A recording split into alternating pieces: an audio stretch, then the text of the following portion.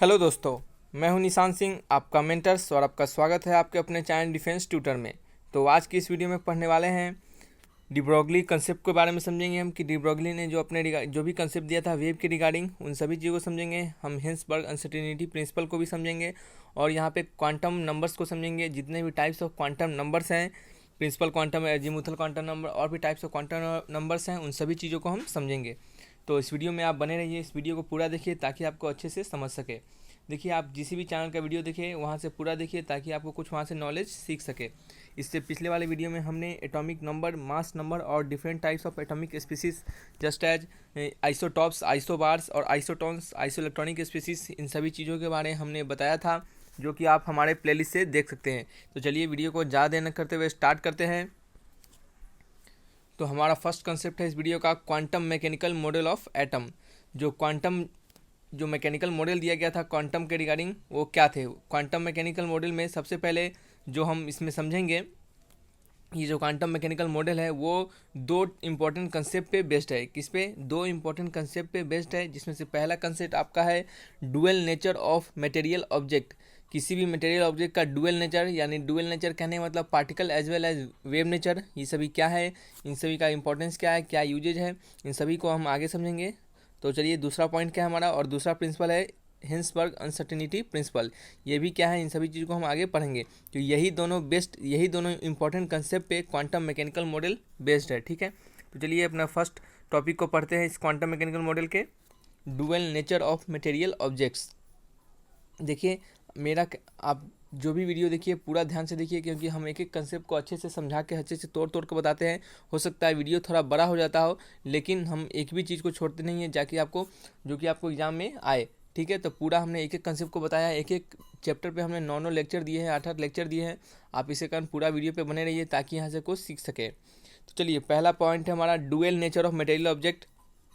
ये de Broglie के द्वारा दिया गया था, डी ब्रोगली कंसेप्ट, इसको नाम से जानते हैं कि डी ब्रोगली कंसेप्ट। और देखिए, और इसे हम de Broglie de Broglie wave nature कहते हैं कि किसी भी पार्टिकल का वेव नेचर और पार्टिकल नेचर दोनों डी ब्रोगली के द्वारा ही बताया गया था। और इस डी ब्रोगली ने यही कहा था 1924 में कि कोई भी रेडिएशंस हो, वो हमेशा दो टाइप्स ऑफ नेचर को शो करते हैं। एक तो वो पार्टिकल नेचर के शो करते हैं। पार्टिकल नेचर कहने का मतलब जिनके पास अपना मास होता है और उनके वेलोसिटी, काइनेटिक एनर्जी, ये सभी चीज़। और दूसरा क्या है, वेव नेचर। कौन से नेचर? Wave nature. और वेव नेचर कहने का मतलब जिनके पास वेवलेंथ हो, फ्रीक्वेंसी हो, ये सभी चीज़। ठीक है, देखिए पार्टिकल के पास, हर एक पार्टिकल, जैसे मान लीजिए कोई आदमी है, ये भी एक क्या है, पार्टिकल ही है। लेकिन आपको हम समझाएंगे अभी थोड़ा देर बाद कि क्यों किसी भी मैन का, किसी भी हेवी ऑब्जेक्ट का हम वेवलेंथ और फ्रीक्वेंसी नहीं निकालते हैं। ठीक है, तो चलिए आपको हम बताते हैं आगे। तो इस कंसेप्ट में क्या समझेंगे कि डी ब्रोगली ने बताया था कि अगर कोई भी पार्टिकल जिसके मास m हो और वेवलेंथ लेमडा हो और वो v वेलोसिटी से मूव करते हो, किसने? जिसके पार्टिकल, वैसे पार्टिकल जिनके मास क्या हो, m हो, और उसके वेलोसिटी कितना हो, v वेलोसिटी से मूव करते हो, और उनके वेवलेंथ क्या हो, लेमडा हो। ठीक है, तो उनके वेवलेंथ यानी लेमडा को, उनके वेवलेंथ को हम लिखते हैं h/mv। ठीक है, h/mv जो कि यहाँ पे लिखा हुआ है h/mv। h क्या है यहाँ पे? प्लैंक कांस्टेंट है। और mv को क्या लिखते हैं? अगर आपको पता होगा, आपने फिजिक्स में पढ़ा होगा काइनेमेटिक्स चैप्टर में, कि मोमेंटम इक्वल टू क्या होता है? मोमेंटम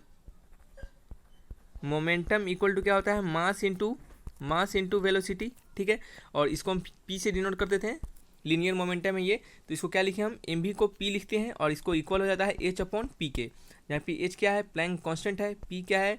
मोमेंटम है। क्या है? p क्या है? मोमेंटम है। नेक्स्ट पॉइंट क्या है हमारा?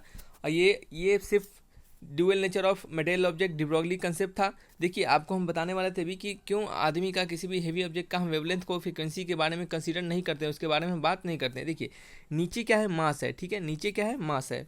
इसको एक सेकेंड इसे इरेज करते हैं।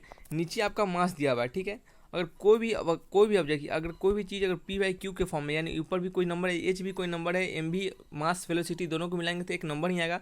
तो क्या है? नीचे क्यों? अगर नीचे वाले क्वांटिटी को अगर हम बढ़ाते हैं, ठीक है, तो ये होल क्वांटिटी क्या हो जाता है? घट जाता है। ठीक है, नीचे वाले क्वांटिटी को बढ़ाते हैं अगर, तो होल क्वांटिटी क्या हो जाएगा? घट जाएगा। ठीक है, तो मास को, अगर कोई भी हेवी ऑब्जेक्ट की बात करें, किसी आदमी के बारे में, किसी और भी बड़े बड़े ऑब्जेक्ट के बारे में बात करें, तो अगर नीचे का क्वांटिटी, मास तो उसका बढ़ता जाएगा। ठीक है, मास तो उसका बढ़ता जाएगा। ठीक है। मास अगर बढ़ता जाएगा तो मास नीचे क्वांटिटी बढ़ता जाएगा तो होल क्वांटिटी क्या हो जाएगा, घटता जाएगा। तो यानी बहुत हेवी मास का लेमडा क्या हो जाएगा, बहुत ही घटता चलेगा, डिक्रीज करता चला जाएगा। तो इसके कारण हम क्या करते हैं, किसी भी हेवी ऑब्जेक्ट के वेवलेंथ की फ्रीक्वेंसी की बात हम नहीं करते हैं, ठीक है। ये पॉइंट आपको समझ में आ रहा होगा। ये आप किसी को बता भी सकते हैं कि ऐसा क्यों करते हैं, क्यों नहीं करते हैं, तो सबको अच्छा लगेगा। नेक्स्ट पॉइंट क्या है, Hinsberg uncertainty principle.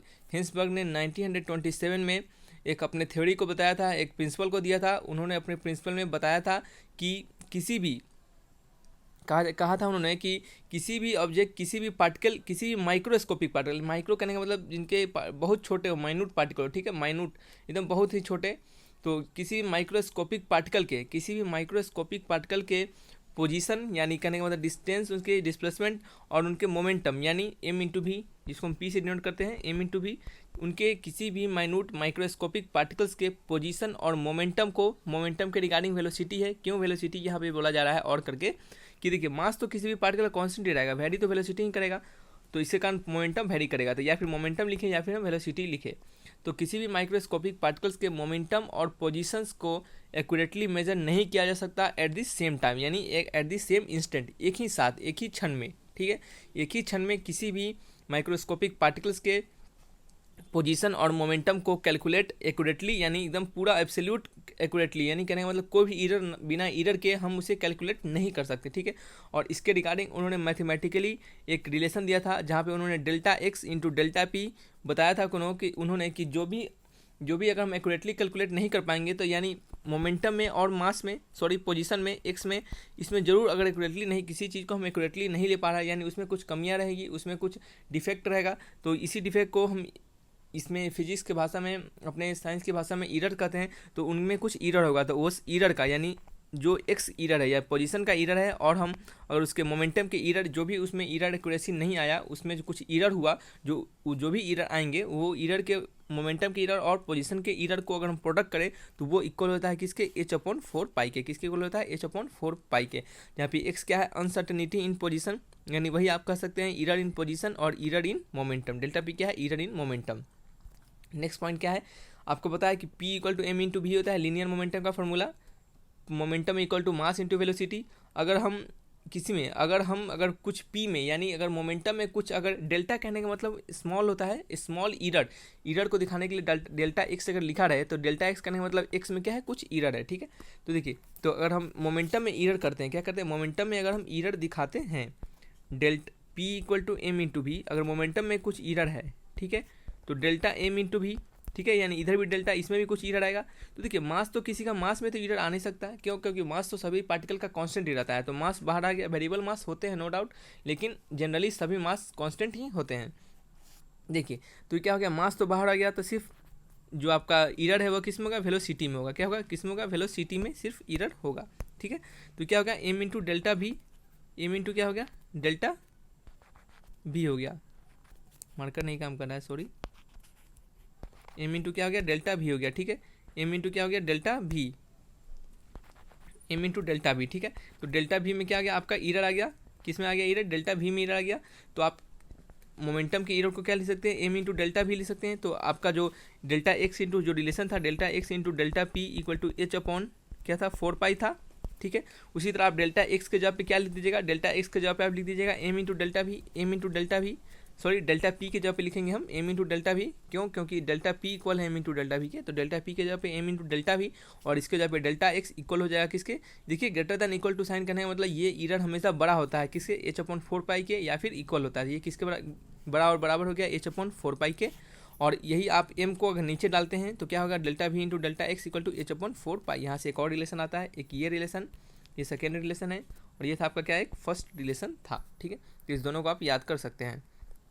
Next point क्या है, नेक्स्ट पॉइंट है ये दोनों प्रिंसिपल क्वांटम मैकेनिकल मॉडल के जो दोनों प्रिंसिपल थे जिस पे वो बेस्ट थे, जो इनका इंपॉर्टेंट कंसेप्ट था, उन्होंने उसको हमने बताया। नेक्स्ट है हमारा पॉइंट, नेक्स्ट हम अपने नए कंसेप्ट की ओर बढ़ेंगे। नया कंसेप्ट हमारा क्वांटम नंबर्स। देखिए क्वांटम नंबर्स हमें क्या बताते हैं, आपका पॉइंट यहाँ लिखा हुआ है कि position and nature of electron is completely describe by 4 set of quantum numbers. किसी भी इलेक्ट्रॉन्स के पोजीशन और उनके नेचर को कम्प्लीटली डिस्क्राइब करते हैं हम किसे, इन सभी 4 सेट ऑफ क्वांटम नंबर से। क्वांटम नंबर्स का ज़रूरत पड़ने का यही कारण था कि जैसे किसी भी व्यक्ति का अगर हमें जानकारी लेना हो कि अगर वो व्यक्ति कौन है, अगर आपको हमारे बारे में जानना पड़ेगा तो आपको सबसे पहले ये जानना पड़ेगा कि हम किस स्टेट से किस कंट्री में रहते हैं, ठीक है। उस कंट्री को अगर जान जाते हैं तो उस कंट्री के हम किस स्टेट में रहते हैं, उस स्टेट की हम उस जो भी कंट्री हमारा उस स्टेट के हम किस डिस्ट्रिक्ट में रहते हैं, उस डिस्ट्रिक्ट के किस मोहल्ले में रहते हैं। इस तरह से करके आप स्टेप बाय स्टेप करके हमारे जो भी हमारा एड्रेस है उसको आप जान पाइएगा, हमारा इन्फॉर्मेशन पूरा ले पाइएगा, ठीक है। तो देखिए, अगर एक और चीज़ हो सकता है, आप हमारे इन्फॉर्मेशन से हमारे घर पे पहुंच गए तो वहाँ पे हम हो सकते हैं आपको नहीं भी मिल सकते हैं, क्यों जरूरी नहीं है कि आप जब भी आए उस समय आप घर पर ही रहें या फिर कहीं पर रहें, तो जरूरी नहीं है हम आपको वहाँ पे एकदम एग्जैक्टली मिल ही सकते हैं। तो ठीक है, तो ये क्या है, एक प्रोबेबिलिटी है, आपको हमारे वहाँ पाने का क्या है, प्रोबेबिलिटी है कि हो सकता है हम वहाँ मिल सकते हैं या फिर नहीं मिल सकते। तो सिमिलरली ये जो क्वांटम नंबर्स होते हैं ये किसी भी इलेक्ट्रॉन्स के प्रोबेबिलिटी को बताते हैं कि वो इलेक्ट्रॉन्स यहाँ पे इस पोजीशन पे ये इलेक्ट्रॉन्स मिल सकता है, ठीक है। तो इसी पोजीशन को, इसी प्रोबेबिलिटी को बताने के लिए हम क्वांटम नंबर्स का यूज करते हैं। और ये क्वांटम नंबर्स आपको बेहद ही इंपॉर्टेंट टॉपिक्स हैं, इसे ध्यान से सुनिए ताकि आपको इसमें कोई प्रॉब्लम ना हो सके, ठीक है। तो इस 4 क्वांटम नंबर्स में पहला क्वांटम नंबर है हमारा प्रिंसिपल क्वांटम नंबर्स, जिसे हम एन से डिनोट करते हैं और ये बोर्ड ने बताया था। दूसरा है हमारा एजीमुथल क्वांटम नंबर, जिसे हम एल से डिनोट करते हैं, जिसे सोमरफील्ड ने बताया था। तीसरा हमारा है मैग्नेटिक क्वांटम नंबर, जिसे एम से डिनोट करते हैं और एम से डिनोट कर सकते हैं, और इसे आप क्या लिख सकते हैं, एम एल भी लिख सकते हैं, ठीक है। एम नीचे स्मॉल एल से भी डिनोट कर सकते हैं, जिसे लैंडी ने बताया था। और फोर्थ है हमारा स्पिन क्वांटम नंबर्स। ये तीनों क्वांटम नंबर्स ही ज़्यादा इंपॉर्टेंट है, स्पिन क्वांटम नंबर्स भी इंपॉर्टेंट है, लेकिन इसका कंसेप्ट कुछ खास आपको भारी नहीं है, ठीक है। ये तीनों कंसेप्ट थोड़ा सा अच्छा है, अच्छा कह सकते हैं, आपको कॉम्प्लिकेटेड भी कह सकते हैं। कॉम्प्लिकेटेड के साथ साथ आपको समझ में आएगा, क्योंकि आपको हर एक कंसेप्ट को, एक एक कंसेप्ट को बताया जाएगा। और फोर्थ है हमारा आपका स्पिन क्वांटम नंबर्स, जिसे हेलेन बेच ने एंड गोल्ड स्केमिडिक ने इसे बताया था, ठीक है। तो पहले से हम स्टार्ट करते हैं प्रिंसिपल क्वांटम नंबर से। प्रिंसिपल क्वांटम नंबर्स ये एन से डिनोट किया जाता है, और ये प्रिंसिपल क्वांटम नंबर हमें क्या क्या बताता है, इस चीज़ में आपको कुछ ही पॉइंट्स को याद रखना है और इसके एप्लीकेशन को आपको बताया जाएगा, उसका एप्लीकेशन आपको यूज करना है, ठीक है। तो देखिए, आप फर्स्ट पॉइंट आपको इसमें याद रखने का है कि प्रिंसिपल क्वांटम नंबर जो होते हैं वो साइज ऑफ इलेक्ट्रॉन्स को हमें बताते हैं कि इलेक्ट्रॉन्स का साइज क्या है, इलेक्ट्रॉन्स के साइज को बताते हैं। कैसे, अभी हम आपको बताएंगे कि वो इलेक्ट्रॉन्स के साइज के बताते हैं वो कि इलेक्ट्रॉन्स कौन से ऑर्बिट में प्रेजेंट्स हैं, ठीक है। दूसरा पॉइंट क्या है इसी में कि इलेक्ट्रॉन जो प्रिंसिपल क्वांटम नंबर है वो हमें एनर्जी ऑफ इलेक्ट्रॉन्स के बारे में बताते हैं, साइज के साथ साथ, साइज ऑफ इलेक्ट्रॉन के साथ साथ एनर्जी ऑफ इलेक्ट्रॉन्स के बारे में भी बताते हैं। इस प्रिंसिपल क्वांटम नंबर्स को एन से डिनोट किया जाता है, और एन का वैल्यू 1 2 3 अप टू इन्फिनिटी तक, जो कि एक पॉजिटिवली इंटीजर होते हैं, क्या होते हैं, जो कि एक पॉजिटिवली इंटीजर होते हैं, पॉजिटिव इंटीजर होते हैं। नेक्स्ट पॉइंट क्या है, वो जो वेरियस आपके सेल्स है, जो भी आपको एन का रिप्रेजेंटेशन है, अगर एन का वैल्यू 1 है, 2 है, 3 है, इसी तरह जहाँ तक हो, इसके रिगार्डिंग एक आपको कह सकते हैं कि इसे नोटेशन या फिर उसको डिनोट करने के लिए एक नाम दिया गया है। और इन सभी वेरियस सेल्स को हम एक नाम देते हैं। फर्स्ट सेल को हम के नाम से देते हैं, सेकेंड को एल, एम, इसी तरह आगे तरह जाता है, ठीक है। तो चलिए समझते हैं कि ये हमें साइज कैसे बताता है। देखिए, अगर कोई भी इलेक्ट्रॉन साइज और एनर्जी, इसका क्वांटम नंबर से साइज एनर्जी को हम कैसे जानते हैं, तो चलिए समझते हैं कि अगर मान लीजिए आपको एक फिगर यहाँ पे दिख रहा होगा, क्या दिख रहा होगा आपको, एक फिगर यहाँ पे दिख रहा होगा, जिसमें आपको बताया जा रहा है कि बीच वाला जो है ये क्या है, एक पॉजिटिवली चार्ज न्यूक्लियस है। क्या है, पॉजिटिवली चार्ज न्यूक्लियस समझते हैं, जिनके पास क्या हो, प्रोटॉन और न्यूट्रॉन्स दोनों प्रेजेंट हो उसमें, तो ये क्या है, पॉजिटिवली चार्ज न्यूक्लियस है। और आपका जो सर्कल आपको दिख रहा होगा वो सभी क्या है, एक ऑर्बिट है, क्या है, सभी एक ऑर्बिट है, जिनका नाम दिया गया है, पहले को 1 2 3 4, और इन सभी का एक अलग से डिनोट किया गया है। एक पहले वाले को के सेल, दूसरे वाले को एल सेल, फिर एम सेल, फिर एन सेल। इन सभी चीज़ों में अलग अलग नाम देके आपको बताया गया है कि ये क्या है, सभी एक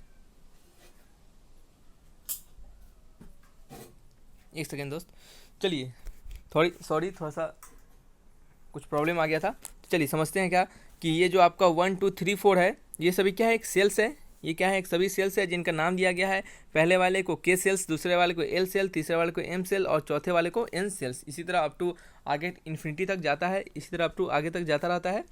तो ये सभी क्या है, सेल्स है। अगर देखिए, कोई भी इलेक्ट्रॉन्स अगर आपको थर्ड सेल्स में मिले, तो आपके इस इलेक्ट्रॉन्स का इसके न्यूक्लियस से जो आपका साइज है वो आपको बताएगा कि ये कितने दूरी पे है, कितने दूरी पे है। तो इसका ये शेप बता दिया कि वो कितने दूरी पे है, कौन से सेल में है। तो ये क्या हो गया, न्यूक्लियस से उनका दूरी को, शेप को बताता है, ठीक है। नेक्स्ट हमारा क्या, एनर्जी को किस तरह बताता है। को आपको हमने पिछले वाले वीडियो में बताया था कि जो सभी एटम्स के इलेक्ट्रॉन्स होते हैं वो जो पार्टिकुलर, जिस भी पार्टिकुलर ऑर्बिट में होते हैं वो पार्टिकुलर ऑर्बिट का कुछ खास एनर्जी होता है, और वही एनर्जी सभी इलेक्ट्रॉन्स के पास होते हैं। तो ये मान लीजिए कोई इलेक्ट्रॉन्स अगर फोर्थ ऑर्बिट में है, तो इस फोर्थ ऑर्बिट में जो आपका किसी भी फोर्थ ऑर्बिट का, एटम के फोर्थ ऑर्बिट का अपना एक एनर्जी लेवल होगा, एनर्जी होगा, और उस एनर्जी जो होगा वही एनर्जी इलेक्ट्रॉन्स का होगा। इससे कारण वो क्या है, वो आपका एन जो क्या है आपको एनर्जी के भी बारे में बताता है, ठीक है।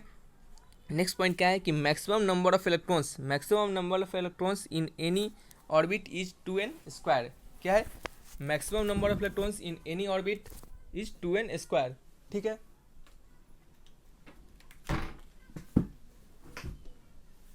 Maximum number of orbits in any electrons is 2n², ठीक है। सॉरी दोस्तों, थोड़ा प्रॉब्लम आ जाता है कभी कभी। चलिए, maximum number of orbits of electrons is in any orbit is 2n²। किसी भी ऑर्बिट्स के, किसी भी इलेक्ट्रॉन्स को जो भी इलेक्ट्रॉन्स जिस भी ऑर्बिट में है, यानी आप कह सकते हैं कि अगर मान लीजिए अगर चौथा ऑर्बिट के बारे में बात करेगा, यानी फोर्थ ऑर्बिट के बारे में बात करें, तो आखिर फोर्थ ऑर्बिट में कितने इलेक्ट्रॉन्स रह सकते हैं।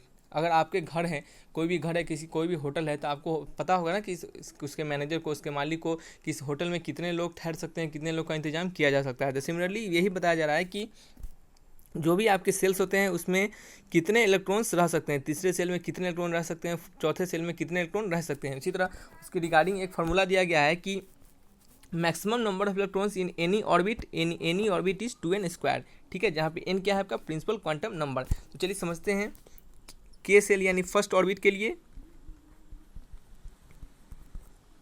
के सेल के लिए 2n² कितना हो जाएगा, के का वैल्यू क्या है आपका, यहाँ पे एन का वैल्यू क्या है, के सेल के लिए 1 है, यानी 2 × 1 का स्क्वायर यानी 2, यानी पहले सेल के सेल के लिए नंबर ऑफ इलेक्ट्रॉन्स कितने होंगे, 2 इलेक्ट्रॉन्स मैक्सिमम उसमें रह सकते हैं, 2 से कम रह सकते हैं, 2 से ज़्यादा नहीं रह सकते, ठीक है।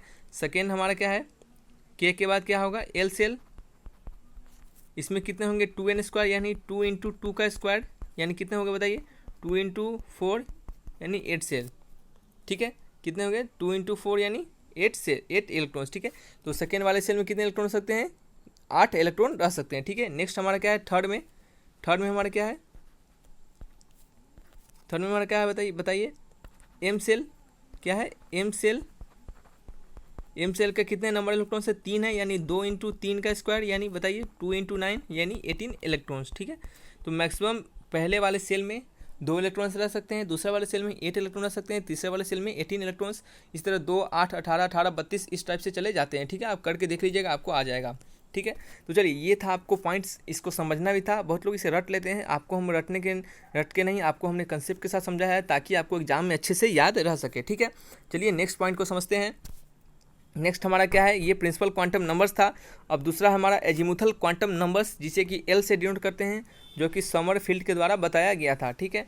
इस एजीमुथल क्वांटम नंबर्स को हम एंगुलर मोमेंटम क्वांटम नंबर भी कहते हैं और सेकेंडरी क्वांटम नंबर्स भी कहते हैं। तो इस नाम को आप याद रख लीजिए कि एजीमुथल क्वांटम नंबर्स को ही हम एंगुलर क्वांटम नंबर्स और सेकेंडरी क्वांटम नंबर्स कहते हैं। ये पॉइंट आपके एमसीक्यू में आ सकते हैं। नेक्स्ट पॉइंट क्या है, it determines the shape of electrons of orbit and orbital angular momentum of electron. क्या है, orbital angular momentum of electron. देखिए किसी भी इलेक्ट्रॉन्स का ऑर्बिटल एंगुलर मोमेंटम कैसे निकाला जाता है, ठीक है, ये एल से ही निकाला जाता है। एजीमुथल क्वांटम नंबर को एल से डिनोट किया जाता है, तो जो आपका ऑर्बिटल क्वांटम नंबर है उसको एल से ही निकाला जाता है। वो आपके सिलेबस में नहीं है, हो सकता है कि अगर हम आपको इस लेक्चर में ना बता पाएँ तो अगले लेक्चर या फिर उसके बाद के लेक्चर में बता देंगे, क्योंकि ये इंपॉर्टेंट नहीं है। जो इंपॉर्टेंट नहीं है उसे फालतू का पढ़ने की कोई ज़रूरत नहीं है, ठीक है। तो ये हमें आपको बस याद रखना है कि जैसे आपको जो प्रिंसिपल क्वांटम नंबर थे वो शेप के बारे में बताते थे और एनर्जी के बारे में बताते थे, उसी तरह ये जो एजीमुथल क्वांटम नंबर है वो शेप ऑफ इलेक्ट्रॉन्स के बारे में और orbital angular momentum of electrons के बारे में बताते हैं। एजीमुथल क्वांटम नंबर को एल से डिनोट किया जाता है, स्मॉल एल से, ठीक है। और इसका वैल्यू होता है, it has a value from 0 to n-1, जहाँ n क्या है, प्रिंसिपल क्वांटम नंबर, ठीक है। तो इसका वैल्यू जो होता है एल का वैल्यू वो 0 से n-1 होता है, ठीक है। तो देखिए एजीमुथल क्वांटम नंबर क्या है एक्चुअल में, वो आपको समझ आ चुका है। वो क्या है, वो हमें शेप ऑफ इलेक्ट्रॉन और orbital angular momentum of electrons के बारे में बताता है। अगर मान लीजिए कोई इलेक्ट्रॉन्स के सेल में है, ठीक है, अगर कोई इलेक्ट्रॉन के सेल में है, एल एम किसी भी सेल में है, ठीक है, तो वो उस सेल में तो प्रेजेंट है, ठीक है, वो उस सेल में तो प्रेजेंट है, ठीक है। उसी तरह आपको एजीमुथल नंबर, जो आपका एजीमुथल क्वांटम नंबर है, एजीमुथल क्वांटम नंबर है, उसमें जैसे आपको 0 1 2 3 करके आपका यहाँ पे था, जो आपका जो प्रिंसिपल क्वांटम नंबर था 1 2 3 4 करके, उसे हम KLMN से डिनोट करते थे। सिमिलरली क्या होते हैं, सिमिलरली हम एजीमुथल क्वांटम नंबर्स के रिगार्डिंग भी जो 0 से n-1 का वैल्यू आएगा, उसे भी हम कुछ अलग अलग स्पेसिफिक नंबर से डिनोट करेंगे, ठीक है, उसे डिनोट करेंगे। तो चलिए उसी को हम आके समझाना चाह रहे थे आपको। तो चलिए देखिए समझते हैं कि L इज इक्वल टू 0 1 2 3, ठीक है, 0 1 2 3 और आगे तक जाएगा, ठीक है। और उस 0 1 2 3 को डिनोट करने के लिए हम SPDF का इस्तेमाल करते हैं, यानी 0 के रिगार्डिंग S, 1 के रिगार्डिंग P और 2 के रिगार्डिंग D और 3 के रिगार्डिंग F को हम रिप्रेजेंट करेंगे, ठीक है। तो चलिए अगर n ऑफ 1 की बात करें, n अगर 1 हो, ठीक है, n की जगह हम 1 डालते हैं, n की जगह हम 1 डालते हैं, तो n अगर 1 हो तो l का वैल्यू क्या होगा, l का वैल्यू क्या होगा, तो ये l का वैल्यू होगा 0 से n-1 यानी 1 - 1, और 0 से 1 - 1 क्या हो जाएगा, 0 ही हो जाएगा। 0 से 0 कहने का मतलब सिर्फ 0, यानी सिर्फ 0, ठीक है, सिर्फ 0। ओके, चलिए नेक्स्ट का हमारा क्या है, नेक्स्ट पॉइंट क्या है कि अगर n इक्वल टू 2 डालें, n इक्वल टू किसको डालें, n इक्वल टू 2 को डालें, तो 2 का कहने का मतलब 0 से n-1 यानी 0 to 1 2 - 1 यानी 1, 0 to 1 यानी क्या हो गया, 0 और 1 हो गया, यानी क्या हो गया, ये आपका 2 वैल्यू हो गया, यानी l का वैल्यू 2 हो गया, ठीक है। और इस 2 का कहने का मतलब 0 का s से डिनोट करते हैं, अगर 1 को p से डिनोट करते हैं, तो ये क्या हो गया, s इंटू p हो गया, ठीक है। ये सभी क्या है, ये सब क्या है, ये सभी चीज़ सेप को हम समझेंगे आगे, तो आप हड़बड़ाइएगा नहीं, ध्यानपूर्वक देखते रहिए, ठीक है। अगर n इक्वल टू 3 की बात करें, तो n इक्वल टू 3 के लिए 0 से n-1 वैल्यू यानी 3 - 1 यानी 2, यानी 0 से 2 यानी 0 1 और 2, यानी क्या हो गया, 3 आपका वैल्यू हो गया। और 3 के रिगार्डिंग 0 के रिगार्डिंग s, 1 के रिगार्डिंग p, d के रिगार्डिंग 2 के रिगार्डिंग क्या है, 2 के रिगार्डिंग d, ठीक है, 2 के रिगार्डिंग क्या है, d है। तो चलिए नेक्स्ट है हमारा पॉइंट कि फोर्थ नंबर पॉइंट क्या है, अगर फोर्थ नंबर पॉइंट बोला है, अगर n का वैल्यू 4 डाले तो ये क्या हो गया आपको 0 1 2 3 कैसे 4 - 1 यानी 0 से 4 - 1 सॉरी यानी 3, तो क्या क्या वैल्यू 0 1 2 3, यानी इसमें SPDF तीनों ऑर्बिटल्स प्रेजेंट हो। देखिए ये जो आपके KLMN थे, KLMN जो भी थे वो क्या थे, ये थे आपके सेल्स, ऑर्बिट थे, ठीक है। और ये ऑर्बिट के साथ ये ऑर्बिट थे, और एजीमुथल क्वांटम नंबर जो L है वो क्या है आपका ऑर्बिटल्स है, ठीक है। ऑर्बिट के अंदर ऑर्बिटल्स है, जैसे हमने आपको बताया था कि हम जिस कंट्री में रहते हैं उस कंट्री के अंदर कौन से स्टेट में रहते हैं और स्टेट के अंदर कौन से डिस्ट्रिक्ट में रहते हैं। सिमिलरली उसी तरह कि इलेक्ट्रॉन्स अगर किसी भी ऑर्बिट में प्रेजेंट है, तो वो उस ऑर्बिट में कहाँ प्रेजेंट है, ठीक है, उस ऑर्बिट में किस जगह प्रेजेंट है, उस चीज़ को ये ऑर्बिटल्स को हमें बताता है, ठीक है। उस ऑर्बिट में अगर मान लीजिए बहुत सारे इलेक्ट्रॉन्स है उस ऑर्बिट में, तो उस ऑर्बिट में फिर इलेक्ट्रॉन्स को अगर हम हमारे अगर डिस्ट्रिक्ट में भी अगर आप आ गए तो उस डिस्ट्रिक्ट में भी बहुत सारे मोहल्ला है।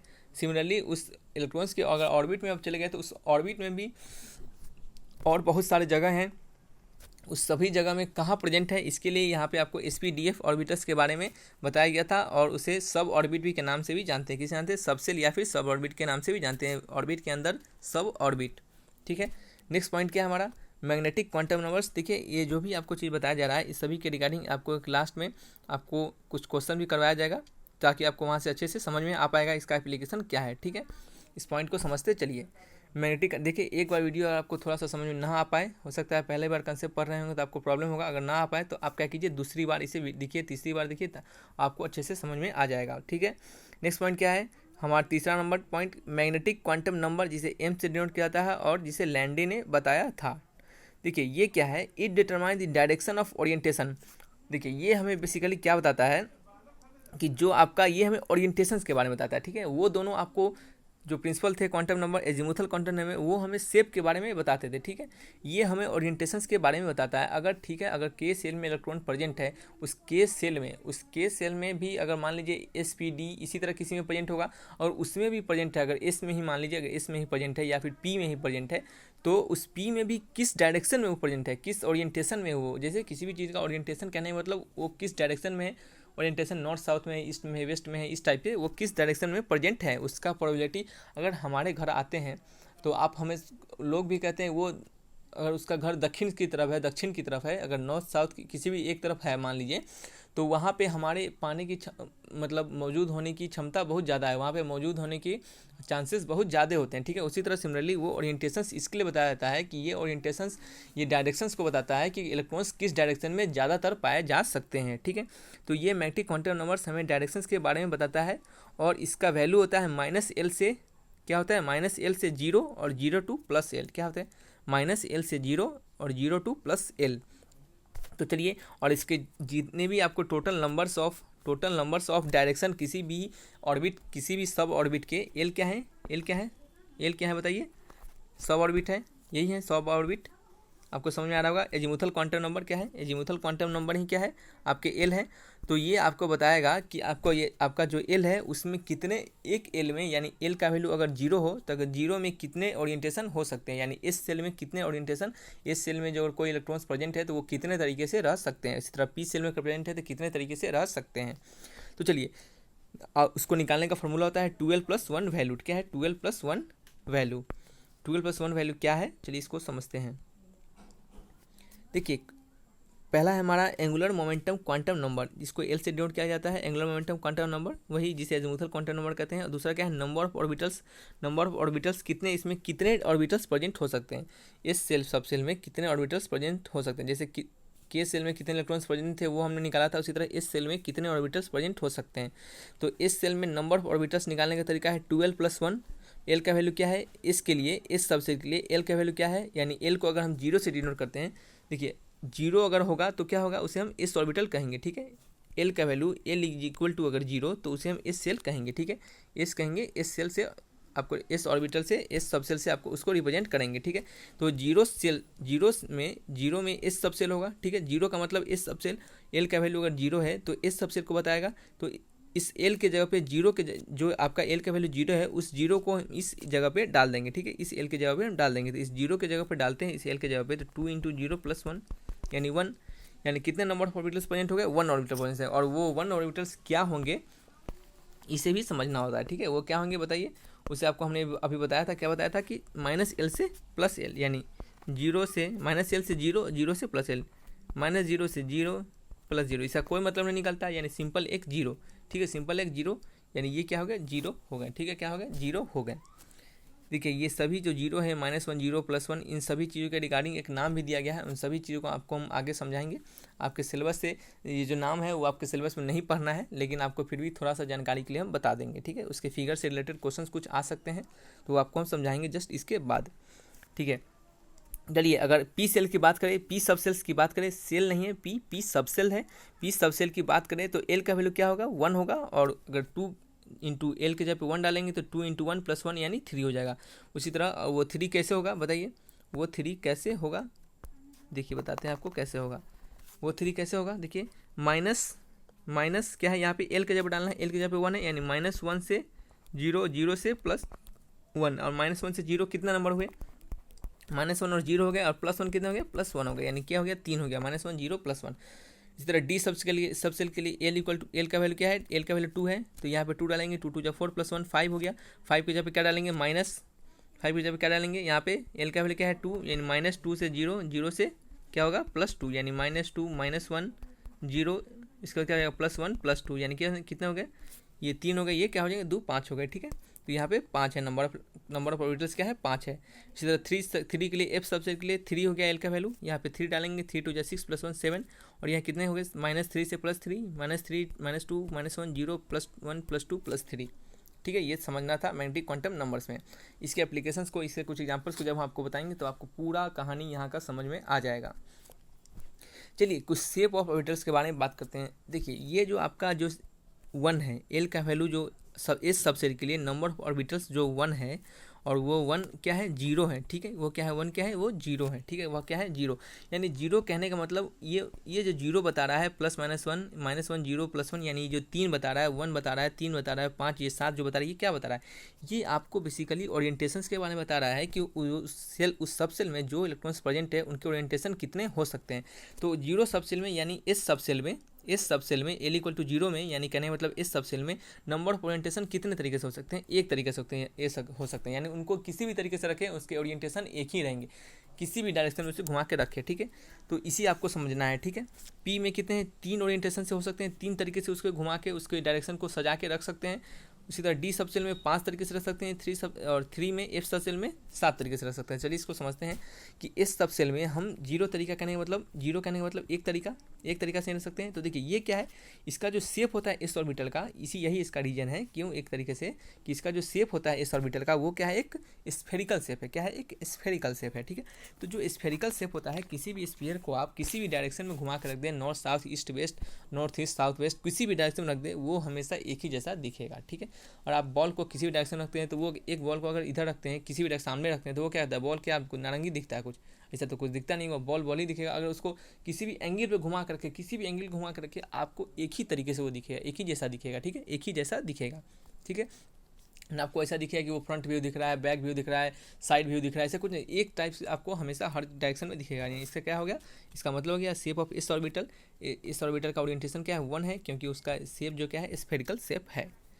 पी ऑर्बिटल्स के कितने ओरिएंटेशन है, पी ऑर्बिटल्स का ओरिएंटेशन हम कैसे निकालेंगे, ओरिएंटेशन निकालने का तरीका होता है 12+1, एल का वैल्यू क्या है, पी के रिगार्डिंग बताइए 1 है, यानी 2 × 1+1, यानी 2 × 1 यानी 2+1 3, यानी इसके नंबर ऑफ जो आपके पी जो आपके क्या है ओरिएंटेशन है, 3 टाइप्स के ओरिएंटेशन इसमें प्रेजेंट हो सकते हैं। और ये 3 क्या क्या हो सकते हैं बताइए, -L से 0, 0 से क्या है +L, यही हो सकते हैं, ठीक है।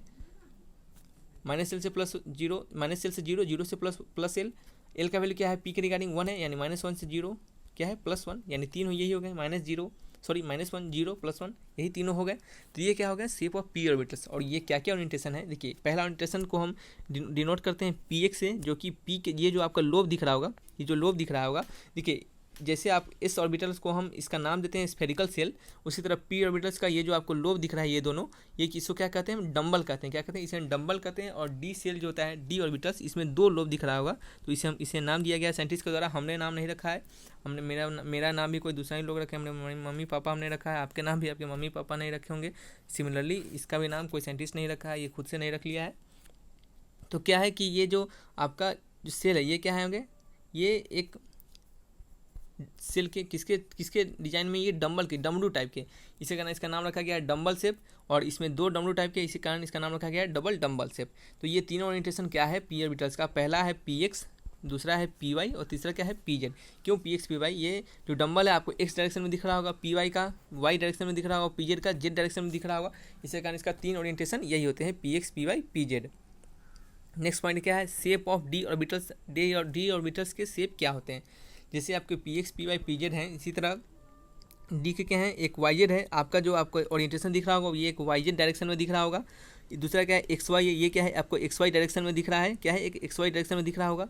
तीसरा क्या है dxz है, क्या है xz है आपका, क्या दिख रहा होगा, ये x है ये z है, ये xz डायरेक्शन में आपको दिख रहा होगा। और चौथा क्या है आपका, ये चौथा है बताइए, ये चौथा आपको दिख नहीं रहा होगा, सॉरी, चौथा क्या है आपका dx2y2, ये क्या हो गया, ये हो गया आपके, ये भी आपके जब दोनों साइड में एक्स के भी डायरेक्शन और वाई के डायरेक्शन में, ये साइंटिस्ट के द्वारा, देखिए ये सभी ओरिएंटेशन साइंटिस्ट के द्वारा ही दिया गया है, ये सब हमारे द्वारा नहीं बताया गया है इसके कारण, ठीक है। तो ये क्या हो गया, सॉरी दोस्तों मार्कर काम नहीं कर रहा है अचानक से, ठीक है। तो ये क्या हो गया आपको, ठीक है, ये क्या हो गया, तो ये आपको पता चल गया ये कितना हो गया dx2y2, इनका ओरिएंटेशन ये x2y2 के डायरेक्शन में, और ये क्या है dz2 के डायरेक्शन में, यानी पूरी z2 के डायरेक्शन में ही प्रेजेंट है। तो ये जो आपका डायरेक्शन है x direction, y direction, z direction, ये कहने का मतलब है xy direction, xy xz yz, ये कहने का मतलब होता है कि आपको खासकर इसी डायरेक्शन में आपको इलेक्ट्रॉन्स के होने की प्रोबेबिलिटी ज़्यादा होगी, ठीक है, इसी डायरेक्शन में इलेक्ट्रॉन्स के होने की प्रोबेबिलिटी ज़्यादा होगी। और डायरेक्शन में खोजेंगे, देखिए आपको जब भी किसी पुलिस को लगता है कि वो चोर इसी डायरेक्शन में भागा होगा तो उसका चांस ज़्यादा होता है कि उस डायरेक्शन में मिलने का, उसके कारण उसी डायरेक्शन में खोजा जाता है उस चोर को। इसी तरह ये हमें बताता है कि जो इलेक्ट्रॉन्स है इसी डायरेक्शन में खासकर ज़्यादा होगी, यानी हमें इससे यही पता चलता है डायरेक्शन देने का मतलब कि इस डायरेक्शन में ज़्यादा प्रोबेबिलिटी है किसी इलेक्ट्रॉन्स को मिलने की। नेक्स्ट पॉइंट क्या है, नेक्स्ट पॉइंट है स्पिन क्वांटम नंबर्स। ये सिंपल सा है, इसको जल्दी समझ लेते हैं। जिसे हेलन वेच ने एंड गोल्ड स्केमेडिक ने बताया था, और इसने यही बताया था कि जो ओरिएंटेशन होते हैं किसी भी इलेक्ट्रॉन्स के, क्या होते हैं, the determination of orientation off spin off electrons, क्या होते हैं किसी इलेक्ट्रॉन्स के वो क्या होते हैं बताइए।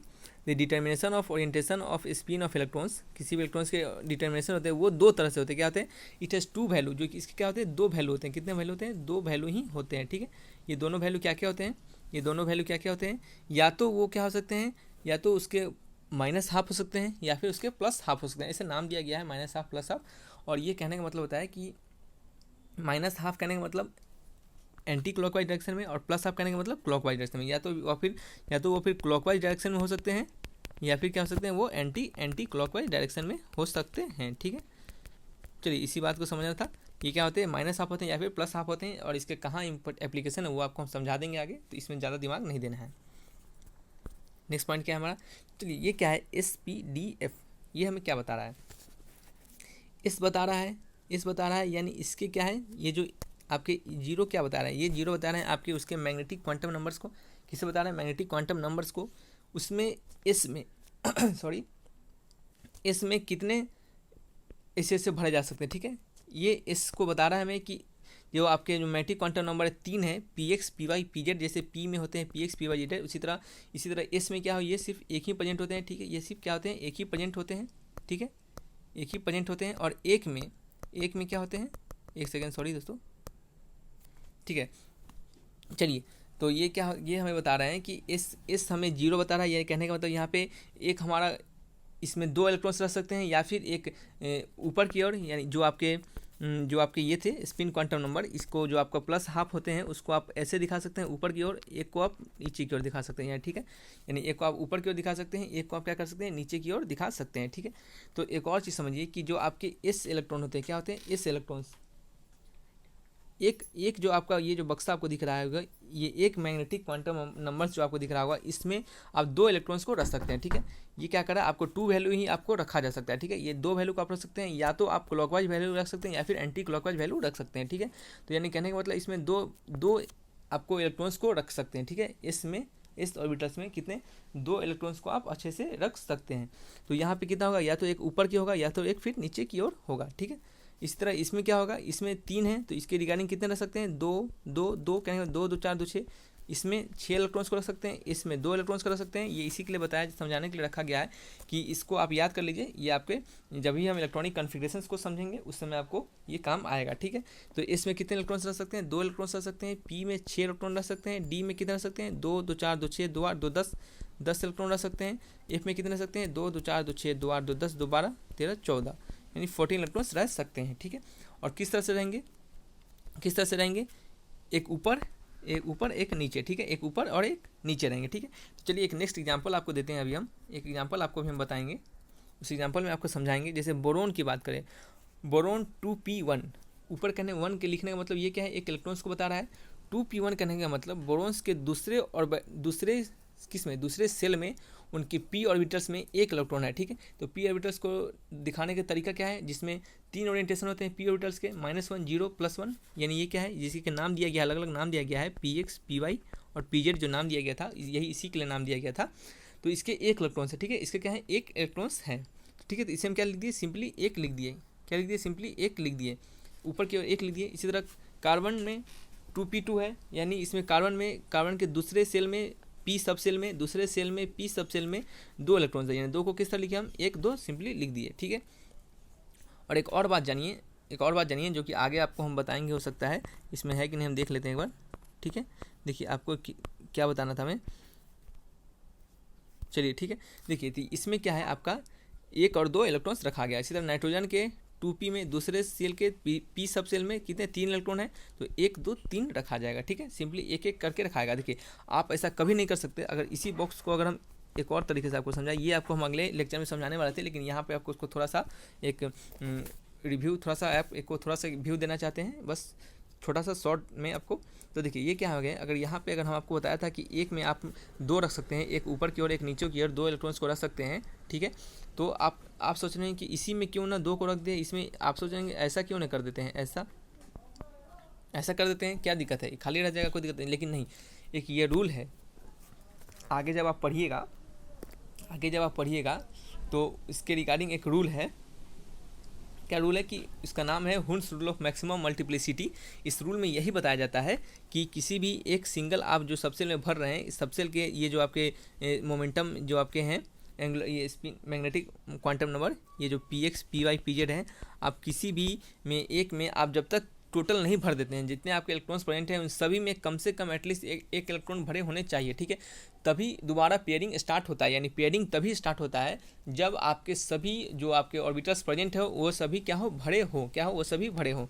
तो ये क्या हो गया आपका गलत हो जाता है और ये क्या होता है, सही हो जाता है। अगर ऑक्सीजन में 2p4 की बात करें, दूसरे ऑर्बिट के p ऑर्बिटल्स में 4 इलेक्ट्रॉन है, तो ये क्या हो गया, पहले में 1 2 3 डालें और क्या करें, फिर लास्ट में हम फिर पहले वाले से पेयरिंग को स्टार्ट कर दिया। अगर इसी को अगर हम इस तरफ बनाते, एक ऊपर कर देते, यहाँ दोनों में भर देते लेके इसको छोड़ देते, तो ये क्या होता है आपका गलत हो जाता है, ठीक है। तो ये आपको फिगर बना के आपके एग्जाम में ऑब्जेक्टिव क्वेश्चन पूछे जा सकते हैं। नेक्स्ट पॉइंट क्या है, नेक्स्ट पॉइंट आपको क्वेश्चन से जो भी आपको हमने अभी कथा कहा है उस कथा का एक सारांश है यहाँ पे जो आपके क्वेश्चन है, इस क्वेश्चन को हम आपको बना के दिखा देते हैं। इसी तरह के आपको क्वेश्चन एग्जाम में आएंगे। जो भी आपको हमने उसमें कुछ पॉइंट्स को लिखा था, उस पॉइंट्स को बताया था, उस पॉइंट्स को आप याद रख लीजिए और इसको क्वेश्चंस को बनाइए। इस क्वेश्चंस को बना के आप प्रैक्टिस कीजिए और क्वेश्चंस को आपको एग्जाम में एक भी क्वेश्चन नहीं छूटेगा। Which of the following set of quantum numbers is correct for the electron presents in 4f orbitals. आपको बताना है कि जो 4f ऑर्बिटल्स है, जो 4f ऑर्बिटल्स हैं आपके, उसमें जो आपको ऑप्शन दिया रहा है उसमें से कौन से set of quantum number, set of quantum numbers आप समझ रहे होंगे, 4 सेट ऑफ क्वांटम नंबर होते हैं, n l m और s क्या है, स्पिन क्वांटम नंबर। तो ये इन सभी में से कौन सा जो चारों सेट को 4f सबसेल के 4s ऑर्बिटल के चारों क्वांटम नंबर्स को सही रिप्रेजेंट कर रहा है, इन सभी में से कौन सा ऐसा ऑप्शन है, ठीक है। तो चलिए हम इसको बना के दिखाते हैं। ये 4f कहने का मतलब 4 हमें बता रहा है n को, इसको डिनोट करने का तरीका होता है 4 क्या है, 4f क्या है, 4 क्या है हमें n को बता रहा है, तो n का वैल्यू 4 है, उसका आंसर सही होगा। तो n का वैल्यू 4 इसमें है, यानी ये तो गलत हो गया, ठीक है। वहीं तक बात करें f के बारे में बात करें, तो f कहने का मतलब जो l का वैल्यू अगर 0 होता है, 1 होता है, 2 होता है, 3 होता है, तो कब होता है, 0 होता है तो f का वैल्यू क्या होता है, अगर l का वैल्यू 0 होता है तो क्या होता है, उसका सबसेल s होता है। l का वैल्यू 1 होता है तो क्या होता है, p होता है। l का वैल्यू 2 होता है तो d होता है। 3 होता है क्या होता है, f होता है। यानी अगर l का वैल्यू 3 है तो ये कौन से सबसेल को बता रहा है, f सबसेल को बता रहा है, यानी l का वैल्यू क्या हो गया, 3 हो गया। अब देखिए किसमें 3 है, इसमें 3 है, इसमें 3 है, इसमें 4 है, गलत हो गया, ठीक है। नेक्स्ट पॉइंट क्या है, नेक्स्ट हमें क्या समझना है, अब आपको m के बारे में बताना है, किसके बारे में बताना है, m के बारे में बताना है। तो m कैसे निकलता है, देखिए m निकालने का तरीका होता है -l से क्या होता है 0 और 0 से क्या होता है +l, ठीक है। -l से 0 से क्या है +l। तो आपका f के रिगार्डिंग f सेल है यहाँ पे, तो l का वैल्यू क्या है 3 है, तो यानी -3 से 0 से क्या है +3, यानी कहने का मतलब -3 से 0 यानी -2 -1 फिर 0 फिर क्या है +1 +2 +3, ठीक है।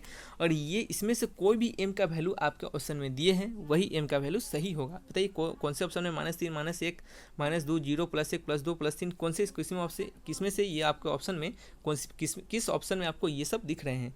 तो हमें तो बताइए किस ऑप्शन में दिख रहा है, हमें तो दिख रहा है ये +4 m का वैल्यू, यही दो ऑप्शन बचा हुआ है। तो m का वैल्यू +4 तो शायद नहीं दिया हुआ है, इसमें नहीं है, यानी ये क्या हो गया, गलत हो गया।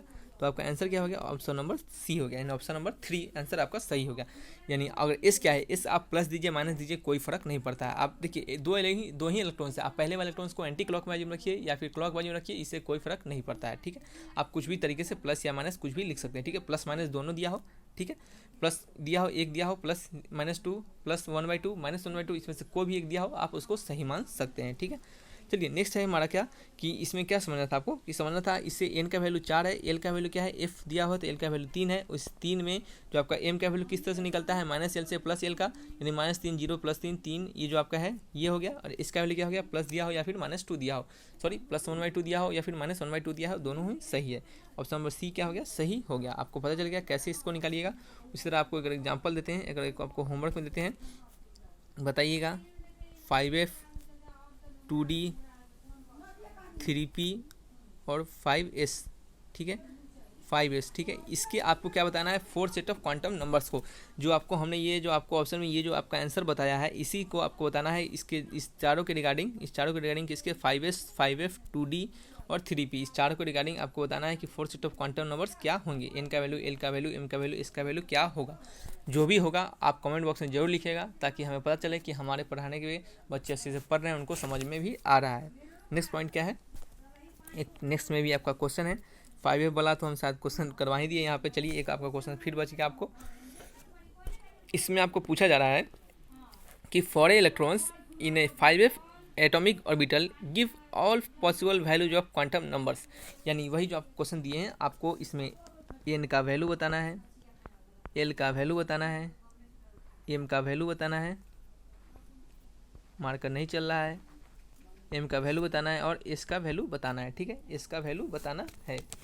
तो देखिए इसको आप किस तरह से लिखिएगा, ठीक है, इसको आप किस तरह से लिखिएगा। ठीक है, तो n का वैल्यू क्या हो गया, 5F कहने का मतलब 5, यानी n का वैल्यू तो 5 हो गया। f कहने का मतलब क्या हो गया, l का वैल्यू तो 3 हो गया। m कहने का मतलब क्या हो गया, m का वैल्यू क्या क्या हो गया बताइए, माइनस l से 0, 0 से क्या हो गया प्लस l, यानी -3 से 0, 0 से क्या हो गया +3। ठीक है, इसके रिगार्डिंग क्या क्या हो गया, -3, -2, -1, 0, +1, +2, +3, यानी ये सभी m का वैल्यू आपको पता चल गया। ये क्या हो गया, इनके m के वैल्यू हो गया। s क्या है, s स्पिन क्वांटम नंबर, या तो वो प्लस होगा या फिर वो माइनस होगा 1/2। आप इसको सिंपली इस तरह से लिखते हैं, +-1/2, इसमें से कोई एक होगा, आंसर सही हो जाएगा। ठीक है, चलिए आपका सेकेंड क्वेश्चन क्या है, what is the maximum number of orbitals in 5F सब सेल। ठीक है, आपको बताना है maximum number of orbitals in 5F सब सेल में जो मैक्सिमम नंबर ऑफ ऑर्बिटल्स है, मैक्सिमम नंबर ऑफ ऑर्बिटल्स है वो कितने हैं। तो देखिए आप इसको गिन के लिख दीजिए, 1 2 3 4 5 6 7, यानी 7 है। आंसर क्या है, 7 हो गया। जो मैक्सिमम नंबर ऑफ ऑर्बिटल्स हैं, जो मैक्सिमम नंबर ऑफ ऑर्बिटल्स हैं, इसको आपको बताना है। तो ये जो आपको जो डब्बा डब्बा बनाया हुआ था, यही सब ऑर्बिटल्स था ना, यही सब ऑर्बिटल्स था ना, यही सब ऑर्बिटल्स था। तो ये कितने हैं मैक्सिमम नंबर, कितने प्रेजेंट होते हैं किसमें, किसमें, हमारे में नहीं, किसमें, एफ सेल में, एफ सेल में, 5F के सब सेल में, यानी एफ सब सेल में। ठीक है, तो चलिए इसको किससे कीजिएगा, 1 2 3 4 5 6 7, वहाँ पे 5F नहीं लिखे, आगे वाला कोई ए बी, जैसे SPDF था, SPDFGHI ऐसा कुछ दे दे, आई का बता दीजिए, FI का 8I, ऐसा कुछ होता नहीं है, आर्बिट्रेरी आपको मन से बना के दिया जा सकता है। ठीक है, तो आपको इसके रिगार्डिंग फार्मूला भी था, क्या था, 12 + 1 था। F के लिए L का वैल्यू क्या है, 3 है, यानी 2 × 3 + 1, यानी 6 + 1 = 7, यानी यहाँ से भी आंसर आ रहा है, कितना आंसर आ रहा है, 7 आंसर आ रहा है। आपको इसका आंसर क्या पता चल गया, 7 हो गया, क्या हो गया, 7 हो गया। ठीक है, पता चल गया कितने number of orbitals, total maximum orbitals कितने प्रेजेंट होंगे 5F सब सेल में, 7 होंगे। इस तरह आपको क्वेश्चन पूछा जाएगा कि maximum number of orbitals 2D सब सेल में कितने होंगे, 2D सब सेल में कितने होंगे। ठीक है, तो कैसे निकालिएगा, D का वैल्यू कितना होता है, D के लिए L का वैल्यू कितना होता है, 0 0 1 2 SPD, यानी D के लिए L का वैल्यू 2 होता है। ठीक है, फॉर्मूला क्या है, 12 + 1, यानी 2 × 2 + 1 कितना हो गया, 2 + 2 4 + 1 5, यानी टोटल आपके कितना ऑर्बिटल्स प्रेजेंट हो गया, 5 हो गया, यानी आंसर आपका क्या आ गया, 5 आ गया। तो चलिए वीडियो को यहीं तक रखते हैं, शायद ये वीडियो बड़ा हो गया होगा। तो अगर बताइएगा वीडियो आपको कैसा लगा, कोई आपको क्वेरी हो आप कमेंट बॉक्स में जरूर लिखिएगा, बेझिझक लिखिएगा, हम सभी के कमेंट का जवाब देते हैं, आपका भी कमेंट का जवाब जरूर देंगे। तो चलिए वीडियो को यहीं तक रखते हैं, और वीडियो अच्छा लगा तो वीडियो को लाइक कीजिए, चैनल को सब्सक्राइब करके बेल आइकन दबाइए ताकि रेगुलर अपडेट आपको मिलता रहे। तो ठीक है दोस्तों, फिर मिलेंगे अच्छी वीडियो के साथ, तब तक के लिए बाय बाय।